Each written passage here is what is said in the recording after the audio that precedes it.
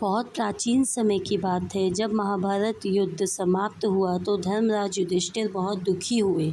युद्ध में अनेक वीर गति को प्राप्त हुए। भीष्म पितामह, गुरु द्रोणाचार्य, कर्ण जैसे महान योद्धा धरती से विदा हो चुके थे। एक दिन युधिष्ठिर ने अपने भ्राताओं और भगवान श्री कृष्ण से कहा, हे माधव, मैं सोचता हूँ कि हमारे पितर इस समय कहाँ होंगे। क्या वे हमारे द्वारा किए गए यज्ञ, दान और धर्म से प्रसन्न हैं? हम उन्हें संतुष्ट कैसे कर सकते हैं? भगवान श्री कृष्ण मुस्कुराते हुए बोले, हे माँ धर्मराज, पितृपक्ष के दिनों में यदि श्रद्धापूर्वक श्राद्ध और तर्पण किया जाए तो पितर प्रसन्न होकर आशीर्वाद देते हैं। इन दिनों पिंडदान और जल अर्पण करने से तृप्ति मिलती है और वे वंशजों को सुख समृद्धि प्रदान करते हैं।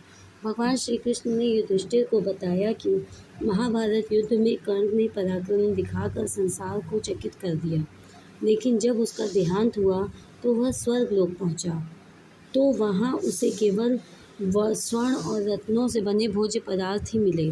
खाने के समय जब उसने उन्हें देखा तो वह हैरान हुआ। उसने देवताओं से पूछा कि मुझे अन्न क्यों नहीं दिया गया। मेरे जीवन में मैंने अन्न का दान किया, गौदान किया, स्वर्ण का दान किया, तो मुझे अन्न क्यों नहीं मिल रहा है। देवताओं ने उत्तर दिया, हे कर्ण, तुमने जीवन भर स्वर्ण, रत्न और वस्त्रों का दान किया, परंतु कभी भी अन्न और जल का दान नहीं किया है, इसलिए तुम्हें यहाँ अन्न नहीं मिल रहा। कर्ण को अपनी गलती का एहसास हुआ और उसने प्रार्थना की कि उसे धरती पर लौटने का अवसर दिया जाए, वह अन्न और जल का दान कर सके।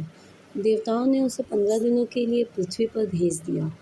इन दिनों में कर्ण ने विधिवत अन्न, जल और पिंडदान का दान किया। यही दिन आगे चलकर पितृपक्ष कहलाए। भगवान श्री कृष्ण ने युधिष्ठिर से कहा, हे धर्मराज, इन 15 दिनों में यदि कोई भी व्यक्ति अपने पितरों के नाम से अन्न, जल और दान करेगा तो उसे पितर तृप्त होते हैं उसके पितर तृप्त होते हैं और आशीर्वाद देकर अपने वंशजों के जीवन से संकट को दूर करते हैं। श्राद्ध में अन्न, जल, तिल और गुड़ का श्राद्ध में अन्न, जल, तिल और कुश का विशेष महत्व है। शास्त्रों में कहा गया है, सूर्योदय से पहले स्नान कर शुद्ध वस्त्र धारण करके पितरों को तर्पण देना चाहिए। इस समय दक्षिण दिशा की ओर मुख करके जल, तिल और कुश अर्पित किए जाते हैं। श्राद्ध के लिए एक ब्राह्मण को भोजन, गौदान और अन्न और वस्त्र का दान अत्यंत पुण्यकारी होता है।